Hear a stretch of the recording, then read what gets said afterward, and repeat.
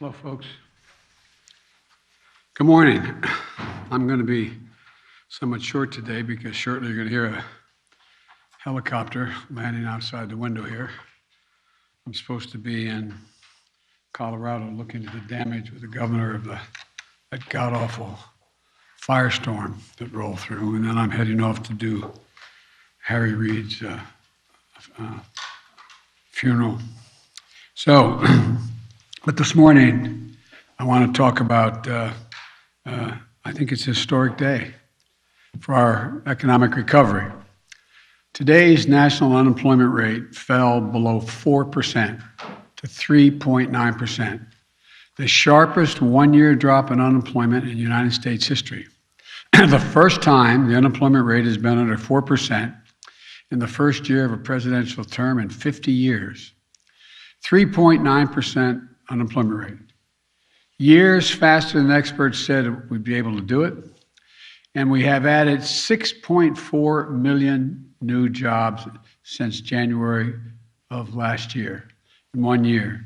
That's the most jobs in any calendar year by any president in history. How did that happen? Well, the American Rescue Plan got the economy off its back and moving again, back on its feet, getting over 200 million Americans fully vaccinated, got people out of their homes and back to work, even in the face of wave after wave of COVID. We got schools open. We got booster shots. We brought down the poverty rate. It went from 20 million people on unemployment rolls a year ago to under 2 million people on the unemployment rolls today. America's back to work, and there are more historical accomplishments. The increase in Americans joining the labor force was the fastest this year of any year since 1996. And among prime age workers, ages 25 to 54, their increase in labor force participation was the biggest in 43 years. Record job creation, record unemployment declines, record increases in the people in the labor force. I would argue the Biden economic plan is working and is getting America back to work, back on its feet. But the record doesn't stop there. Today's report also tells us that record wage gains, especially for workers in some of America's toughest jobs, women and men who work in the frontline jobs in restaurants, hotels, travel, tourism, desk clerks, line cooks, wait staff, bellmen, they all saw their wages at a historic high, the highest in history. Their pay went up almost 16% this year, far ahead of inflation, which is still a concern. Overall, wage gains for all workers who were not supervisors went up more in 2021 than any year in 4 decades. There's been a lot of press coverage about people quitting their jobs. Well, today's report tells you why. Americans are moving up to better jobs, with better pay, with better benefits. That's why they're quitting their jobs. This isn't about workers walking away and refusing to work. It's about workers able to take a step up to provide for themselves and their families. This is the kind of recovery I promised and hoped for the American people, where the biggest benefits go to the people who work the hardest and are more often left behind. The people who have been ignored before, the people who just want a decent chance to build a decent life for their families, just given a clear shot. For them, wages are up, job opportunities are up, layoffs are down to the lowest levels in decades, and there are more chances than ever to get ahead. No wonder one leading economic analyst described what we've accomplished in 2021 as the strongest first-year economic track record of any president in the last 50 years. Today, America is the only leading economy in the world where the economy as a whole is stronger than before the pandemic. Now I hear Republicans say today that my talking about this strong record shows that I don't understand. I don't understand. A lot of people are still suffering, they say. Well, they are. Or that I'm not focused on inflation. Malarkey. They want to talk down the recovery because they voted against the legislation that made it happen. They voted against the tax cuts for middle-class families. They voted against the funds we needed to reopen our schools, to keep police officers and firefighters on the job, to lower health care premiums. They voted against the funds we're now using to buy COVID booster shots and more antiviral pills. I refuse to let them stand in the way of this recovery. And now my focus is on keeping this recovery strong and durable, notwithstanding Republican obstructionism. Because, I know that even as jobs and families' incomes have recovered, families are still feeling the pinch of prices and cost. So we're taking that on as well. And the way to do that is not to step back from the economic progress we've made, but to build on it. I've laid out a 3-part plan to address costs families are facing. 1, first part of that plan, fixing the supply chain. 2, protecting consumers and promoting competition. 3, lowering kitchen table costs, including with my Build Back Better Act. First, the supply chain. A couple of months ago, we heard a lot of dire warnings about supply chain problems leading to a crisis around the holidays, Thanksgiving and Christmas. We acted. We brought together business and labor to solve the problems. The much predicted crisis didn't occur. The Grinch did not steal Christmas, nor any votes. Look, the number of containers sitting in on docks for more than 8 days is now down by nearly 40%. The number of packages delivered on time was nearly 99%. Workers stayed on the job and did the job to bring goods to consumers. We're continuing to work to speed up every step of this process. The ports, trains, trucking. My bipartisan infrastructure plan law included significant investments in each of these areas. And I want to thank the 19 Republicans in the Senate and the 13 in the House who stepped in to help pass it so we didn't have to face another filibuster and lose a very badly needed plan. The second area, protecting American consumers. In the last few decades, in too many industries, a handful of giant companies dominate the market in meat processing, railroads, shipping. Too often they use their power to squeeze out smaller competitors, stifle new entrepreneurs, and raise the prices, reducing options for consumers and exploiting workers to keep wages unfairly low. You see that in your own life. Just look at your grocery bill and the cost of meat. It's not because the cattle farmer is getting rich. Matter of fact, it's the exact opposite. It's because fewer processors can charge grocery stores much more money for their ground beef, for example. You've heard me say it before. Capitalism without competition isn't capitalism. It's exploitation. And I'm determined to end the exploitation. Later this month, I'll be meeting with my Competition Council, which includes key economic leaders from across my administration, to keep pushing for more broad action and increase competition across our economy, because healthy competition produces lower prices, higher wages, and more dynamic and innovative economies. That makes everybody better off. Third, I'm working to reduce the largest cost burden of household budgets, costs that don't need to be such a burden.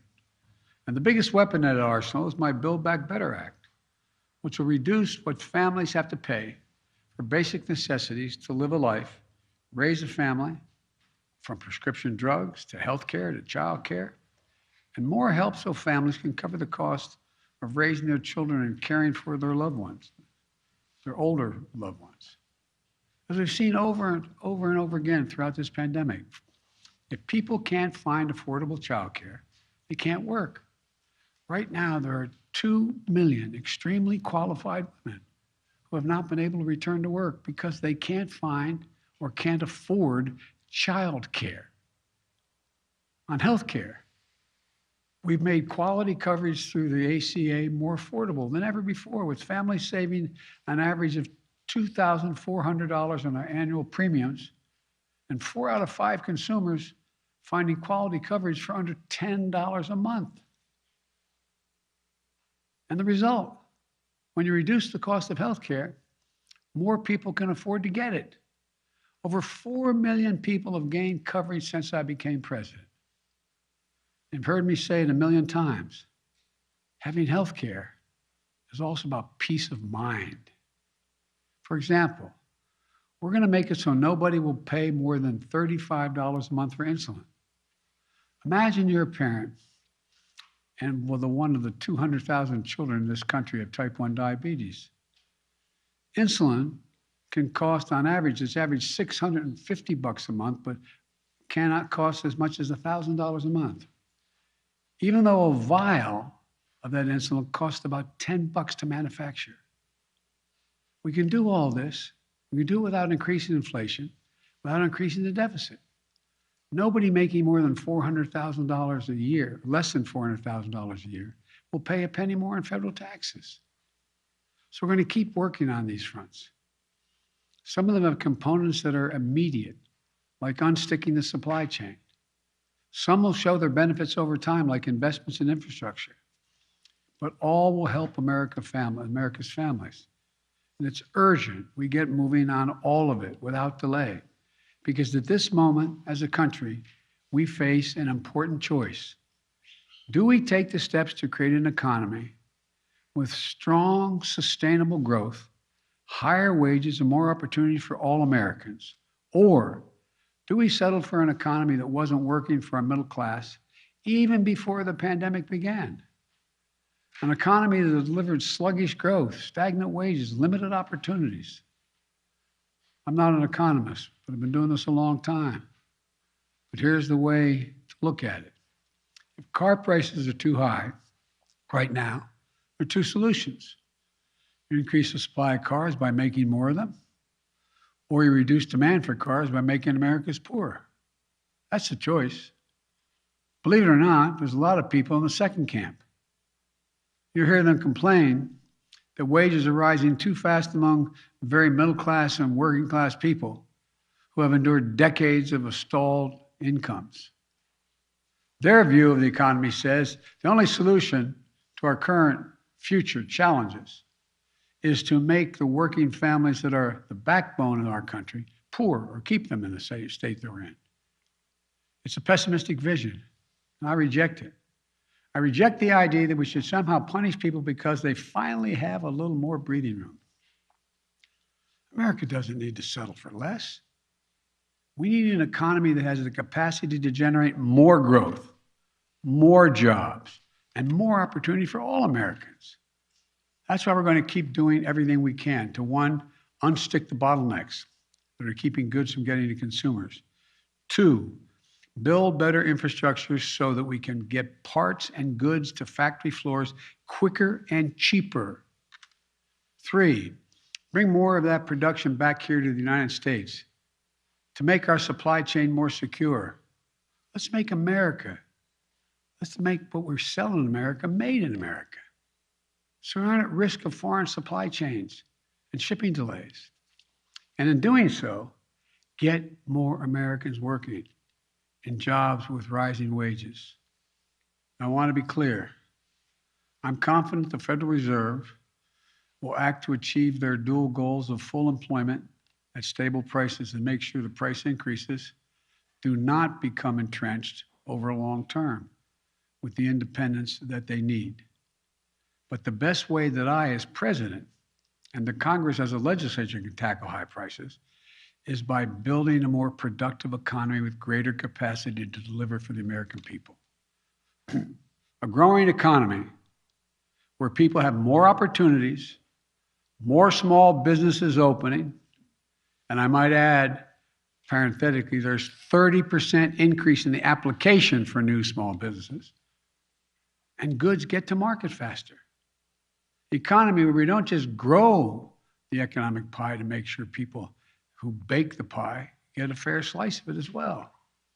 For too long, Republicans have thrown around terms like pro-growth and supply-side economics to drive an economic agenda that didn't deliver enough growth and supplied more wealth to those who already were very well off. From day one, my economic agenda has been different. It's been about taking a fundamentally new approach to our economy, one that sees the prosperity of working families as a solution, not the problem. There's never been a time I can think of when the middle class and working class have done well that the wealthy haven't done very well. Working families need to get a fighting chance. And by the way, the stock market, the last guy's measure of everything, is about 20% higher than it was when my predecessor was there. It has hit record after record after record on my watch while making things more equitable for working class people. At the same time, we've created jobs, reduced unemployment, raised wages. As I've always said, when working people do well, everybody benefits. I'm determined to grow the economy from the bottom up and the middle out, because when we do, we get more growth, higher wages, more jobs, and over time, lower prices. But don't take my word for it. Just look at the results, historical results, results for working Americans. Economists call this increase the productive capacity of our economy. I call it building back better. That's what we're going to keep doing. We're going to keep building. I thank you all very much, and I'll get a chance to talk to all of you on Tuesday when I am down in Georgia talking about voting rights. But thank you. Mr. President, should Americans prepare to live with COVID forever, sir? Mr. President, should Americans prepare to live with COVID forever, sir? Mr. President, should Americans prepare to live with COVID forever? Mr. President, should Americans prepare to live? that COVID is here to stay? No, I don't think COVID is here to stay. That having COVID in the environment here and in the world is probably here to stay. But COVID, as we're dealing with it now, is not here to stay. The new normal doesn't have to be. We have so many more tools we're developing and continuing to develop that can contain COVID and other strains of COVID. So I don't believe this is that. If you take a look, we're very different today than we were a year ago, even though we still have problems. But 90% of the schools are open now. It was 98, it's down to 90, but is open now because we spent the time and the money in the Recovery Act to provide for the ability of schools to remain open. And, what we're doing now is we talked about, how we're dealing with testing. Well, we have been doing now, we've had 300 million tests per month so far. And that's 11 million tests a day. In addition to that, we're in the process of ordering 500,000 new tests. And so we're going to be able to control this. The new normal is not going to be what it is now. It's going to be better. Thank you very much. Any response? Do you believe President Trump is legally and criminally responsible for January 6th? Russian troops in Kazakhstan, sir. Before voting.